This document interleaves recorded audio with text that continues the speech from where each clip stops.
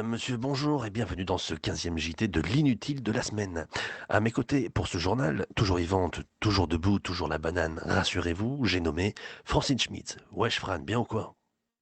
Mes hommages, mon cher Jack Hudson. Encore une semaine bien remplie que nous avons hâte de partager avec vous, nos téléspectateurs préférés.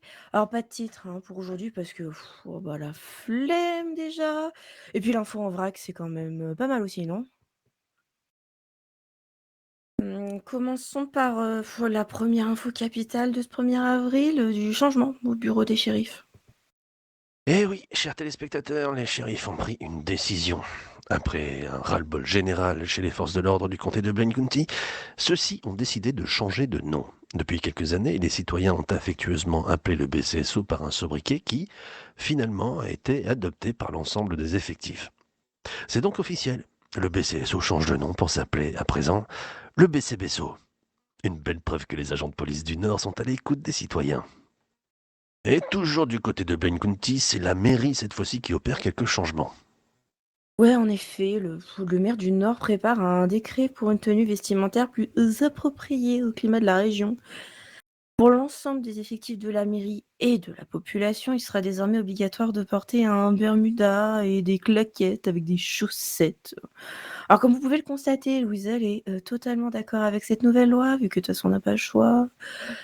Mais pour les plus réticents, rassurez-vous, hein, cet uniforme obligatoire ne sera apporté que le dimanche, Dieu merci. Tout de suite, Régis est un con. Les Mads et les Aztecas étaient en guerre, et Régis a voulu se promener en drogure au mont Chiliad pour redescendre proche du quartier des Mads. Et c'est à ce moment-là qu'un hélicoptère des Aztecas passe au-dessus de lui alors qu'il se fait interpeller par des individus cachés dans un buisson. Ouais, Régis a manqué de se faire abattre à cause de la couleur rose de son drogure. Ouais, Régis est un con. Parlons citoyenneté avec une réclamation, les patrons s'insurgent. Le chef des patrons, Monsieur Parnasse, souhaite interdire formellement une recette soi-disant bien connue, hein, les pêches au thon. Alors cette affreuse recette originaire de Belgique mêle les pêches au sirop, un peu de mayonnaise et du thon en boîte. La commission patronale compte se réunir avec le gouvernement dans les jours qui viennent pour la faire totalement interdire sur le territoire de San Andreas. Enfin, une bonne décision. Les irréductibles ne sont absolument pas d'accord et n'hésitent pas à s'opposer à cette décision. Bon, dans tous les cas, messieurs, dames, pour information, hein, cette création douteuse n'a, de notre point de vue, absolument rien d'humain. Sans transition, parce que pourquoi faire? Passons à la justice avec les juges qui souhaitent améliorer leur uniforme. Nous vous en parlions lors de notre essentiel de la semaine précédente. Les juges sont vêtus depuis peu d'une robe bien spécifique à leur profession. Cependant, trouvant que cette tenue ne faisait pas assez impartiale, et pour apporter un meilleur équilibre dans notre justice, il a été décidé que, dorénavant, ils devront porter une cagoule pendant les jugements. Euh, Régis est toujours un con, hein. Alors un beau jour, on a Régis qui organise un événement au casino qui, bon, bah, pas de bol, hein, se fera, braquer un peu plus tard par un groupe criminel. Sur le nombre conséquent d'otages, Régis n'a pas trouvé mieux que d'orienter les braqueurs vers les bourses les plus pleines. Oh, y a pas à dire, hein. Régis n'a pas de race et surtout, c'est toujours un con. Un petit point santé maintenant avec une révolution dans la médecine.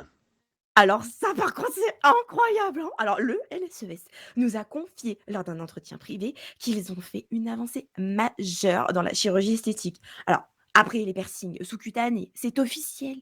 Vous pourrez, à partir d'aujourd'hui même, vous faire implanter des cornes pour devenir une licorne.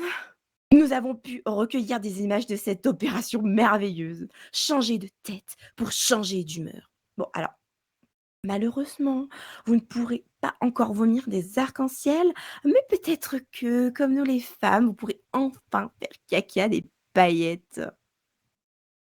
C'est bon, par contre, Régis est définitivement un con, hein. Ah oui, on vous a parlé de Régis au cours de ce JT. Nous en connaissons tous un. Weasel. Nous aussi, nous avons notre Régis. Mais qu'est-ce qu'il fait là? Et aujourd'hui, ben, comme vous pouvez le constater, ben, Régis, il est caméraman pour le JT. Mais qui est con ce Régis? Et on termine ce journal sur de la politique, parce que évidemment, de la politique, toujours de la politique. Il n'y a pas un essentiel de la semaine qui se passe sans politique. Alors celui-là, pourquoi pas, on ne ferait pas de la politique. Avec de grosses révélations de la part de la mairie sud. Alors tout d'abord, le maire Anton Spencer nous a confié dans une conversation qu'il était nécessaire de prendre une décision cruciale à 24 heures de la fin du mandat. On a donc monsieur le maire qui compte licencier le commissaire O'Brien comme la tradition l'exige. En plus d'infos lors de la prochaine conférence de presse de la mairie, Dieu seul sait quand. Ouais, mais bon, la situation est également critique, puisque le maire adjoint Kirby a annoncé la mise en place de l'état d'alerte. Dont voici l'allocution. Mes chers concitoyens, je me tiens devant vous aujourd'hui avec un cœur lourd, mais une détermination inébranlable. Notre comté est confronté à une menace sans précédent, une calamité qui dépasse l'entendement, une invasion de lapins. Ces créatures, autrefois considérées comme de simples nuisibles, ont muté. Ils ont développé une intelligence diabolique et une soif de chaos qui terrorisent nos animaux de compagnie et nos enfants. Il est intolérable qu'il y ait ça ici. Nos champs sont dévastés, nos jardins saccagés, nos réserves de carottes anéanties. Les lapins crétins ont établi des avant-postes dans nos parcs, dans nos écoles et même dans l'hôtel de ville. Leurs cris stridents résonnent dans nos rues, sèment la peur et la confusion. Face à cette menace existentielle, je n'ai d'autre choix que de déclarer l'état d'urgence dans notre comté. C'est pour ça qu'à compter de cet instant, l'état d'alerte est lancé. Les mesures suivantes seront en vigueur. Couvre-feu, mobilisation générale, rationnement des carottes, zone de quarantaine, diffusion de bruit blanc. Je sais que ces mesures sont drastiques. J'en suis bien conscient. Mais elles sont nécessaires pour la survie de notre comté. Ensemble, nous ferons face à cette épreuve avec courage et détermination. Nous repousserons les lapins crétins et nous établirons la paix dans nos foyers. Je vous le dis, nous sommes en guerre. Que Dieu bénisse notre comté et nous donne la force de vaincre cette menace poilue. C'est quoi ce bordel? Madame, monsieur, c'est enfin la fin de ce journal. Nous vous remercions d'avoir suivi ce numéro de l'Inutile de cette semaine avec une actualité plus spéciale que d'habitude, ainsi que pour votre fidélité hebdomadaire. Toute l'équipe du Weasel se joint à moi pour vous souhaiter un joyeux 1er avril. Et oui, vous l'aurez peut-être déjà compris, mais dans cette édition, rien n'est vrai, tout est faux.